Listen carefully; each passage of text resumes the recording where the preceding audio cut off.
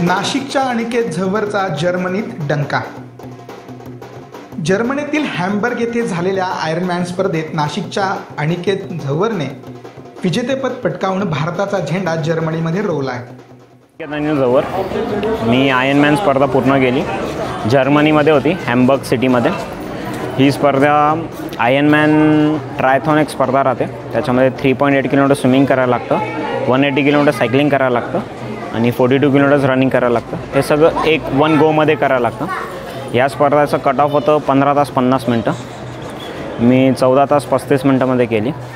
Condition बऱ्यापैकी tough होती, म्हणजे इंडियाच्या वातावरणाच्या हिशोबाने ते वातावरण खूप थंड होतं, त्याच्यामध्ये खूप जास्त पाऊस, मग हवा होती, थंडी हवा होती आणि रूट पण थोडंसं टफ होता, बट म्हणूनच त्याला आयर्नमॅन बोलतात।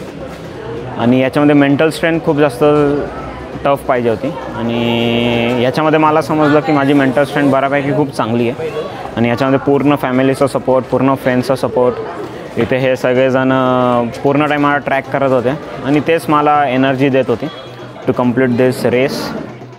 नाशिकचे माजी पोलीस आयुक्त रवींद्र सिंघल यांच्यानंतर आयर्नमॅन होण्याचा बहुमान त्याने मिळवला आहे। जर्मनीतील प्रतिकूल वातावरणाशी जुळवून घेत मानाच्या परंतु तितक्याच कठीण समजल्या जाणाऱ्या या स्पर्धेत अनिकेतने 15 तास 50 मिनिटाचा कट ऑफ असताना ही स्पर्धा 14 तास 35 मिनिटात पूर्ण केली आहे। या स्पर्धेत 3.8 किलोमीटर पोहणे, 180 किलोमीटर सायकलिंग करणे आणि 42 किलोमीटर धावणे हे एकाच वेळेस पूर्ण करावं लागतं। नुकतंच अनिकेतचं नाशिकमध्ये आगमन झालं असून त्याच्या परिसरातील नागरिकांनी ढोल ताशांच्या गजरात आणि फुलांची उधळण करत त्याचं स्वागत केलं आहे।